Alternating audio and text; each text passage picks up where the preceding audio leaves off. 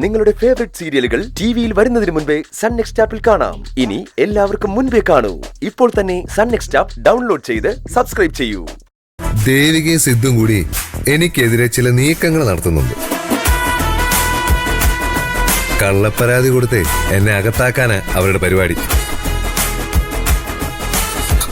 അപ്പോ കല്യാണം മുടക്കാനാണല്ലോ അവരുടെ ശ്രമം. കൊല്ലും ഞാൻ അവളെ. എന്റെ മോളുടെ ഭാവി നശിപ്പിച്ച വെറുതെ വിടില്ല ഞാൻ. എടുത്തിയാടി ഒന്നും ചെയ്യണ്ടമ്മ. ആദ്യേ അവരെന്താ ചെയ്യാൻ പോകുന്നതെന്ന് അറിയട്ടെ, എന്നിട്ട് മതി നമ്മുടെ നീക്കം. ഇവക്കിത് എന്തിന്റെ കേടാ? നിത്യയ്ക്കൊരു നല്ല ജീവിതം കിട്ടുന്നതില് ഇവക്കെന്താ പ്രശ്നം? നമ്മളിതെങ്ങനെയെങ്കിലും തടയണമല്ലോ പാർവതി. ശരത്തിനെ പോലീസിനെ കൊണ്ട് അറസ്റ്റ് ചെയ്യിച്ച മുടങ്ങുന്നത് നിത്യമോളുടെ കല്യാണമല്ലേ? തകരുന്നത് ഈ വീടിന്റെ ഭാവിയല്ലേ? അങ്ങനെ സംഭവിക്കാൻ പാടില്ല. നിശ്ചയിച്ച മുഹൂർത്തത്തിൽ തന്നെ കല്യാണം നടക്കണം. അതിന് ഞാൻ എന്താ വേണ്ടതമ്മേ? അമ്മ പറയുന്നത് പോലെ ഞാൻ ചെയ്യാം. ആരും ഒന്നും ചെയ്യണ്ട എന്താണെന്ന് എനിക്കറിയാം. എനിക്ക് നിങ്ങളൊരു ഉറപ്പ് മാത്രം തന്നാ മതി. നാളെ എന്നെ കുറിച്ച് പല കള്ളക്കഥകളും അവരിറക്കും. അതൊന്നും നിങ്ങൾ വിശ്വസിക്കരുത്. നിങ്ങൾ എന്റെ കൂടെ നിൽക്കണം. അങ്ങനെയല്ലേ ചെയ്യൂ. അവൾ എന്ത് നുണ വേണമെങ്കിലും പറഞ്ഞോട്ടെ, ഞങ്ങൾ അതൊന്നും ഗൗനിക്കാനേ പോകുന്നില്ല. പോലീസ് പറഞ്ഞാലും വിശ്വസിക്കരുത്. അല്ല, പോലീസ് അങ്ങനെയൊക്കെ പറയുവോ? അല്ല, അത് തെളിവില്ലാതെ അവരങ്ങനെ ചെയ്യില്ലല്ലോ മോനെ. ചെയ്യും മുത്തശ്ശി. സ്വാധീനത്തിന് വഴങ്ങി അവര് പലതും ചെയ്യും. സിദ്ധു വക്കീലല്ലേ ദേവിയോട് നിൽക്കുന്നത്. അവർക്ക് എന്താ ചെയ്യാൻ കഴിയാത്തത്? ഇനി അങ്ങോട്ട് ഒരു യുദ്ധമായിരിക്കും. എന്നെ വീഴ്ത്താൻ അവര്, പിടിച്ചു നിൽക്കാൻ ഞാൻ. എല്ലാം നിത്യയ്ക്ക് വേണ്ടിയാണെന്ന് ഓർക്കണം. നിത്യ വേണ്ടെന്ന് ഞാൻ എപ്പ പറയുന്നു അപ്പ ദേവിക എനിക്കെതിരെയുള്ള എല്ലാ നീക്കങ്ങളും അവസാനിപ്പിക്കും.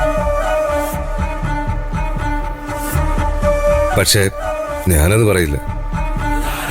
ഞാനൊരു വാക്ക് തന്നിട്ടുണ്ടെങ്കിൽ അത് പാലിച്ചിരിക്കുമേ.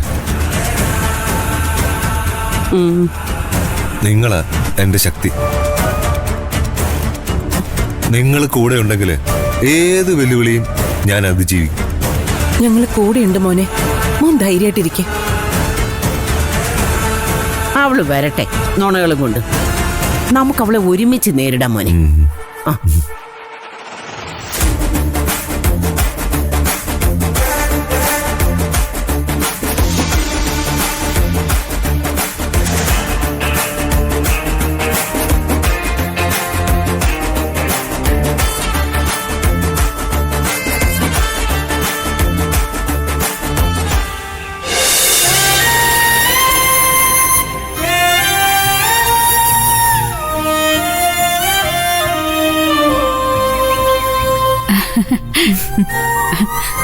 ഏട്ടനും വരുന്നുണ്ട്. ശരിക്കും? എന്താ എനിക്ക് വന്നുകൂടെ? വരണമെന്ന് തന്നെയാ ഞങ്ങൾക്കും. വേറെ ആരൊക്കെ ഉണ്ട്? അങ്ങനെ ആരെയും വിളിച്ചിട്ടില്ല. എന്നാലും ഇരുട്ടും പരുന്തുണ്ട്. അവര് തന്നെയാണല്ലോ വേണ്ടത്. പിന്നെ എന്റെ അമ്മയുണ്ട്. വിശാലും ഉണ്ട്. ആര്? വിശാല്. അവനെ എന്തിനാ വിളിച്ചത്? ഇതാ നിങ്ങളുടെ കുഴപ്പം. എല്ലാം പെട്ടെന്നങ്ങ് മറക്കും.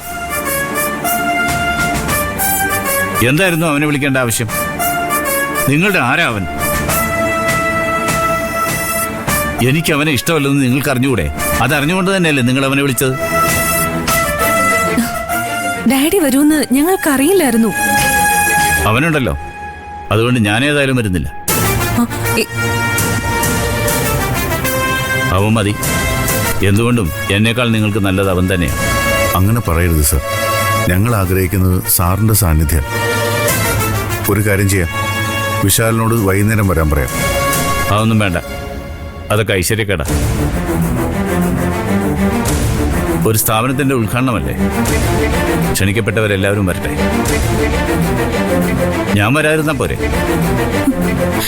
എന്തിനായിട്ടാ ഇങ്ങനെ വാശി കാണിക്കുന്നത്? അവനെവിടെ ഉണ്ടെന്ന് വെച്ച് ഏട്ടനെന്താ? ഒന്നുമില്ലേ? എനിക്കൊന്നുമില്ലേ?